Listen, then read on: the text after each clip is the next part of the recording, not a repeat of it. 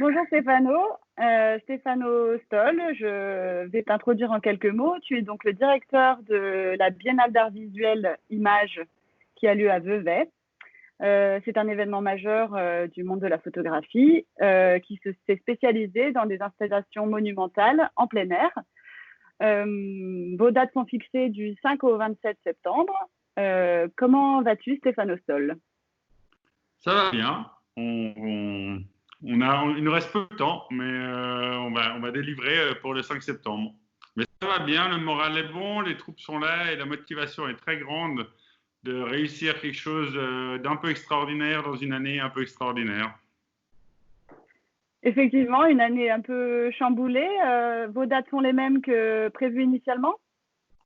On a maintenu les dates et nous avons maintenu en fait le grand enjeu de tout le confinement et de toute cette problématique de coronavirus a été de maintenir l'essentiel des projets que nous avions prévus dans les 12 mois de préparation. Disons que quand tout d'un coup on rentre dans la phase de production et puis qu'on est tous assignés au confinement, c'est difficile de produire les projets. C'est ça le grand défi qui nous attend. Est-ce qu'on arrive à délivrer après le corona ce qui était prévu avant le coronavirus?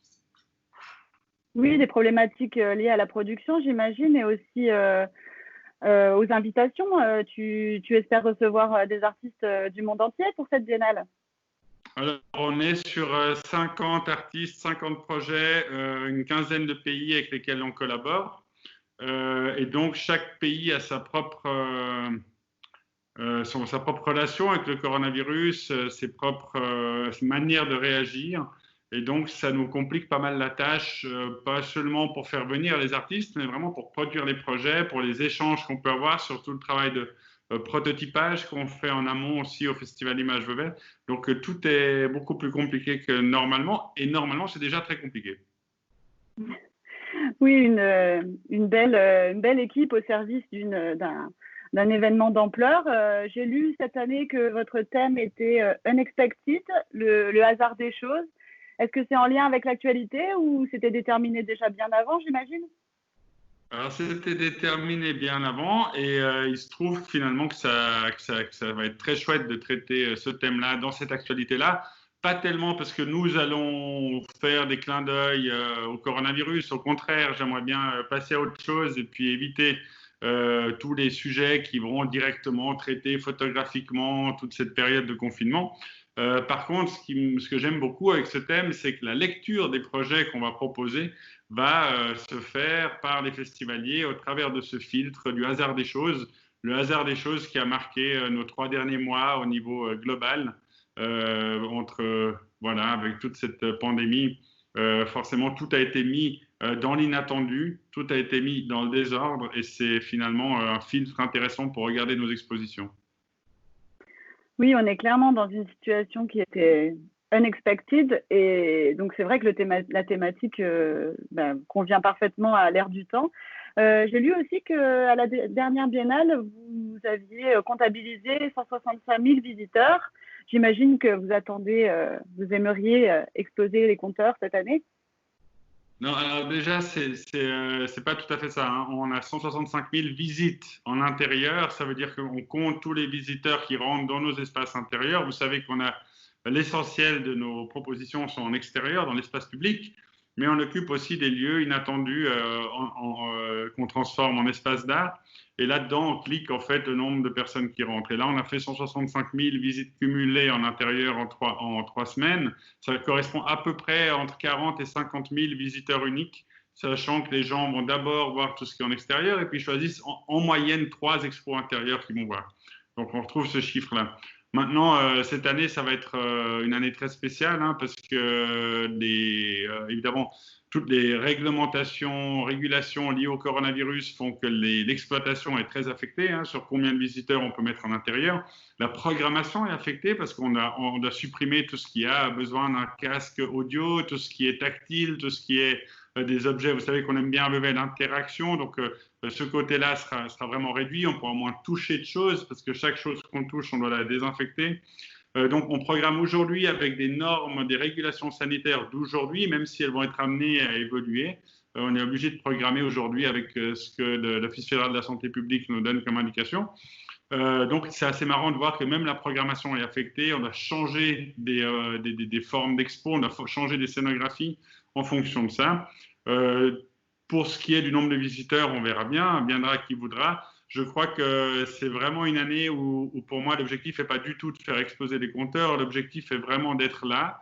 Je suis entouré d'une magnifique équipe qui a aussi cette même motivation, délivrer l'événement. Et ensuite, viendra qui voudra. On veut respecter, assurer la sécurité sanitaire de nos festivaliers, de nos employés, de nos monteurs, de nos techniciens. Donc tout ça limite pas mal finalement la marge décisionnelle. On veut délivrer le festival et on veut voir qui vient. Et puis, c'est gratuit, les gens sont bienvenus, mais on comprend aussi si les gens ont peur de se mêler à la foule en cette année 2020 où on nous apprend tellement à rester chez soi. Oui, c'est vrai qu'il faut à tout prix faire en premier lieu attention aux conditions de sécurité, mais c'est vrai que votre caractéristique première, qui est l'installation monumentale, le plein air, ça permet aussi de se dire que c'est encore possible et que même s'il y a cette crise, c'est vers ce genre d'événement qu'on peut aller de façon plus sereine. Donc, c'est vraiment une chance. Et est-ce que vous pouvez nous dire un ou deux projets qui sont vraiment alléchants pour cette prochaine édition et qui sont d'ores et déjà confirmés? Confirmé, on en a 45. Je ne vais pas vous donner de nom parce que c'est la stratégie qu'on a adoptée avec tous les risques qu'il y a inhérents. On a des projets sur lesquels on travaille depuis plus de 12 mois. Il y en a un qui s'est annulé, par exemple, pas plus tard que hier, pour des raisons complètement indépendantes de notre volonté. L'artiste, il ne peut rien non plus, mais les contraintes logistiques cette année sont telles qu'on a des surprises comme ça. Donc non, je ne vais pas donner de nom, si ce n'est vous dire qu'il y a des très gros noms de la scène internationale qui seront au rendez-vous, avec des pièces monumentales sur lesquelles on travaille depuis longtemps et on prend pas mal de risques. Et qu'on aura à peu près la moitié en intérieur, la moitié en extérieur. Et qu'on saura vous surprendre comme on a su vous surprendre chaque 2 ans depuis 2008. Donc la programmation sera très alléchante, internationale, mêlant des grandes stars internationales avec des jeunes talents, des gens comme toujours en début de carrière. Donc il y aura des très belles surprises. À votre place, moi je ne raterai pas cette édition en tout cas. On n'y manquera pas. En tout cas, on espère aussi que vous prendrez le temps de venir visiter la foire virtuelle de Photo Basel. Est-ce que de votre côté, le digital a une position importante dans l'événement? Pas du tout. Vraiment, on est à contre-courant d'à peu près tout ce que ce coronavirus a engendré partout. On a un modèle d'affaires et puis un modèle d'événement finalement qui est étonnamment coronavirus compatible. On est entièrement gratuit. On est pour l'essentiel en plein air. On est dans du monumental, donc il n'y a pas besoin d'aller proche des œuvres. On peut rester distant. En fait, on s'est rendu compte, et ça nous a beaucoup motivé, que ce qu'on fait depuis 2008, finalement, c'est préparer une pandémie. Donc, on est prêt à y faire face, à y faire front, et puis à voir si ça marche. Mais non, on va pas se décliner en digital, on va rester dans l'analogique, on va rester dans les pièces, inviter les gens à Vevey à venir voir les choses.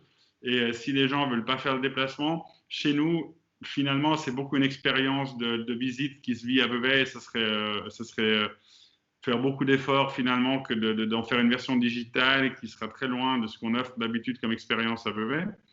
Donc non, et puis comme je l'ai dit, pour le reste, c'est vraiment, il faut venir pour découvrir ce qu'on propose dans le mode coronavirus, c'est-à-dire les normes sanitaires seront prises, et en même temps, on espère pouvoir faire oublier tout ça et avoir du plaisir à découvrir des expositions. On regrette beaucoup que Art Basel n'ait pas lieu. On verra avec Photo Basel qu'est-ce qui va se passer.